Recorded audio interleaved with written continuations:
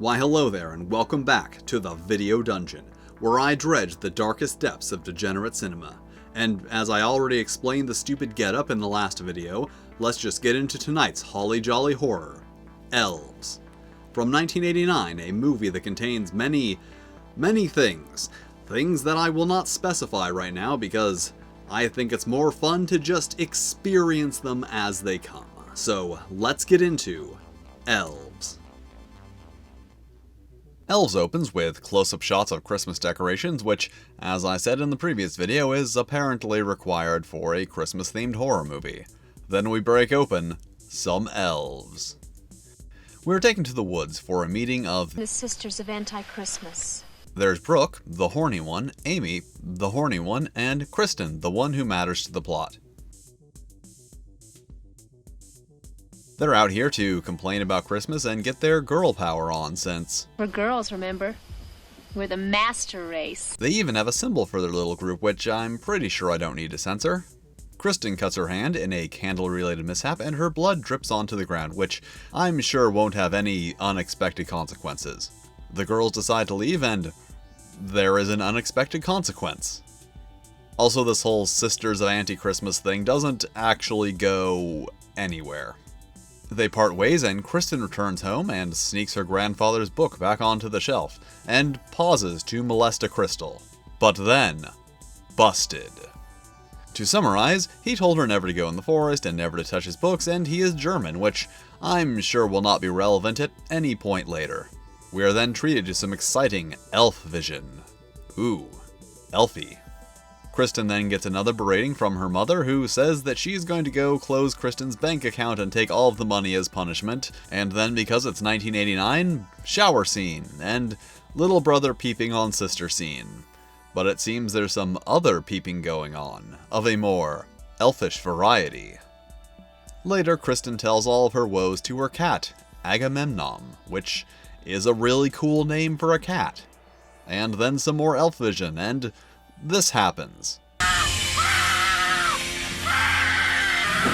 Kristen rushes in and her brother says he was attacked by... It was like a little man, like a ninja, only like a gremlin. Well, that is as good a description as any. Their mother thinks it was just Agamemnon, but he insists. It was a fucking little ninja troll. Also a good description. The next day we go to the mall and are introduced to Mike McGavin, the smokinest man you will ever see. Kristen works at the mall as a waitress, and I guess her friends don't have anything better to do than just kinda hang out. But these hip young 1980s teens do know how to have a good time. Hey guys, it's almost break. Let's go goof on Santa. I've been waiting for this all day. Okay, that's actually kinda sad. And it seems that yet another character has decided that this was a nice day to go to the mall. McGavin talks to this guy about trying to find a job, but apparently nothing is available. But now it's time to goof on Santa, whatever that means. And what do you want for Christmas, little girl? For it not to be Christmas. Oh yeah, I can see why she's been waiting for that all day.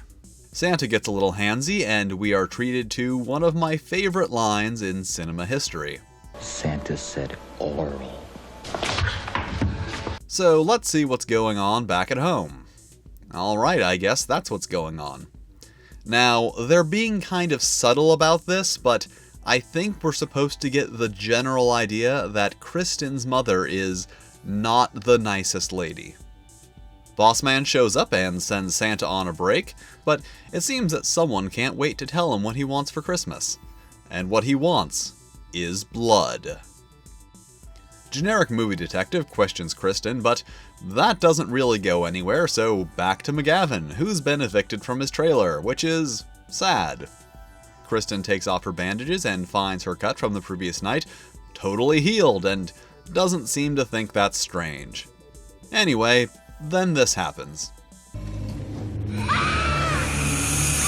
Kristen's mother insists that it was just a raccoon, but Grandpa seems more interested, Germanly demanding to know about her drawing and what she saw, almost as if he knows something about this.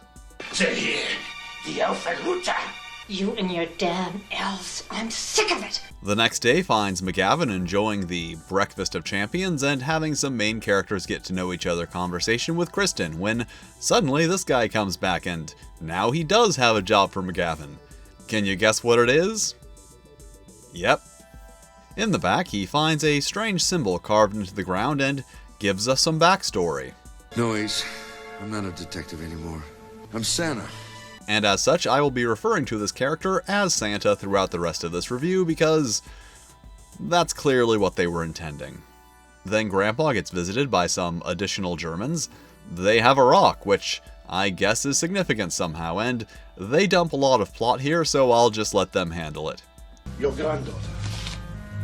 The pure genetic line. I decided many years ago this must not happen. She is the most important person on Earth. From her will grow the new order. With you or without you. It is happening. And it seems like he isn't the only one with a German visitor. The girls vaguely discuss their plans for the night, which are presumably spicy. Then Santa clocks out for the night, disables the alarm, and tapes the lockdown as he leaves. Then Kristen goes to tape the lockdown, only to find it already secured, which apparently she doesn't think is very strange. Over at the 1980s Smokin' Library, Santa does a little research on the symbol he found. Unfortunately, he hits a dead end. Then the girls arrive for whatever thing it is that they're doing. Unfortunately, Brooke takes the tape off the lock, leaving Santa out in the cold. Kristen notices the tape. Oh, genius, how are the guys gonna get in? And puts it back on the door. Meanwhile, Santa goes to find something to pry open the door, which is now mysteriously unlocked, so he goes in and removes the tape. Oh, genius, how are the guys gonna get in? Meanwhile, the girls are getting themselves all sexified. Amy has chosen the lonely housewife look, Kristen goes for a more sporty look, and Brooke just kinda doesn't bother. Santa sits down to catch up on some reading and smoking, but hears something and goes to investigate, somehow missing this elf standing right in front of him. Santa finds and confronts the girls, and Kristen realizes that he was the one that taped the lock. And as none of them are actually supposed to be there, it is decided to just leave each other alone. Then the guys show up, but the door is locked. Bogus. The girls hear a commotion at the door, as does Santa, who is smoking while brushing his teeth. Good news, girls, your dates are here. Bad news, they're dead. Santa finds the body, and Amy runs off to meet the guys. Probably not the one she wanted to, though. They try to question her, but she is not being very helpful, so... But it seems that this party has yet another uninvited guest. Santa finds Kristen and has a good old-fashioned Christmas shootout. Brooke finds the elevator and a very nice body reveal. 4 out of 5. She also finds something a bit more elfy. And unfortunately, she is elfed. The Germans hear police sirens in the distance and decide that it's time to GTFO. A sentiment shared by Kristen and Santa until they find Brooke's body, along with a familiar symbol written in blood. So this is actually the midpoint of the movie. In a lesser film, a scene like that might have been the conclusion, but not Elves. Elves has so much more to give. Later, generic movie detective gives us more Santa backstory. You're one of the best detectives on the force, and you drank your way out of that job. He doesn't entirely believe the whole story, but agrees to give Santa 24 hours to solve the case. Also, Kristen and Santa get fired, which honestly is fair. Then this happens.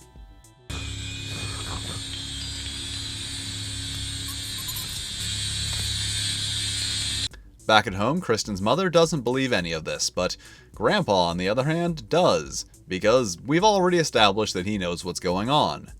But he also tells Santa that there is nothing he can do to stop it.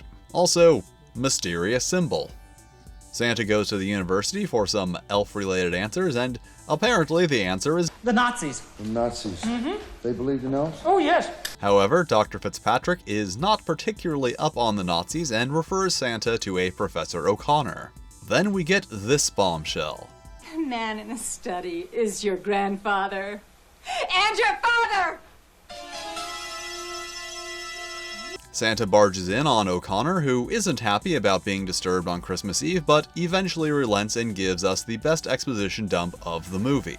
There are two schools of thought. One, the Nazis experimented with elves as assassination teams. They have magical powers. They can't be hurt or killed. They eat anything. They're a perfect soldier. Theory two, the elves were a genetic engineering experiment. Each elf was to house the haploid gene structure in its sperm cells to produce the master race. Once again, magical powers can't be hurt or killed. Driven to select the genetically perfect human mate, the proverbial virgin, of course, the elf mates with the virgin on Christmas Eve to produce the master race. And it will eventually rule the world. So, yeah, that is, what this movie's about. Kristen's grandfather/father fills her in on how she's the product of selective inbreeding to preserve the purity of the bloodline and produce a perfect receptacle for aforementioned master race genes. Then Santa has some car trouble, and some Nazi trouble, and summarizes the movie for us. Goddamn circus. Then Kristen's mother gets in the bath because this movie hasn't really been bringing the nudity, and I guess they figured they needed to fix that. Also, she still needs to get her comeuppance. Santa arrives and an okay body reveal, 2 out of 5. As they try to leave, they are stopped by Grandpa, who says that he can tell them how to stop the elf, and a lot happens here, so it is revealed that the elf-Kristen hybrid would not just be the new master race, but also the literal Antichrist. This apparently proves that Kristen has magical Nazi powers.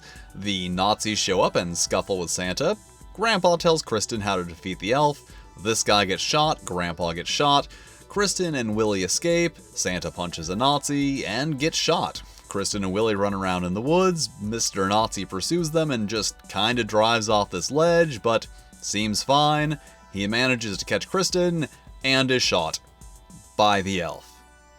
Kristen sends Willie to get the elf stone, that crystal from earlier, while she keeps the elf busy. Willie gets the elf stone, and I guess Santa's more or less okay. Kristen is keeping the elf busy, you could say. Willie gets the elf stone to her, and apparently this tells her that she should jam it into the hole that the elf came out of. I think that's what's going on.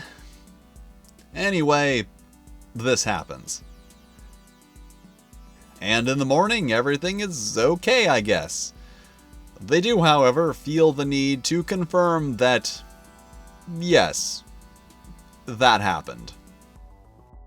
Alright, so that was certainly Elves, a movie that, to summarize, is about a teenage girl who was the result of selective inbreeding by Nazis in order to create the perfect vessel to give birth to the master race, but also the Antichrist, the genes for which are carried in a genetically engineered and/or magical elf that is tracking down and trying to impregnate said teenage girl, and also, she is being pursued by some Nazis who also want that thing to happen, and Grizzly Adams is a chain-smoking Santa allegory. That is a description of the movie Elves.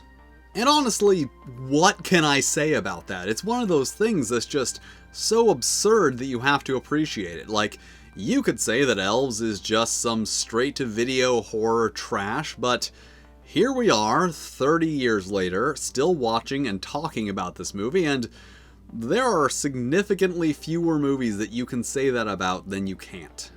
The acting and production values are actually pretty high on the scale for the kind of thing that it is, and the only real problem is the elves.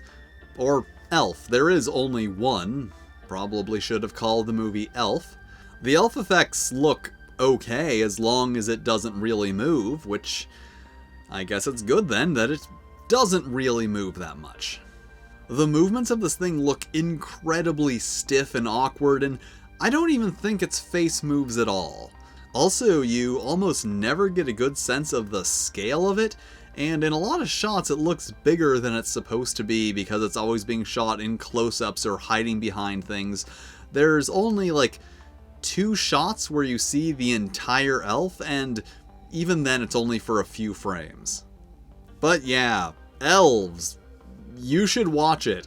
My summary does not do justice to the sheer madness of this thing. It is something that you need to experience for yourself. Alright, thank you for watching. If you have enjoyed this video, make sure to hit all the lovely buttons, and if there are any movies you'd like to see me make snarky comments about and read too deeply into, you can tell me about them in the comments. Well, until next time. When there is no more room in hell, the elves will walk the earth.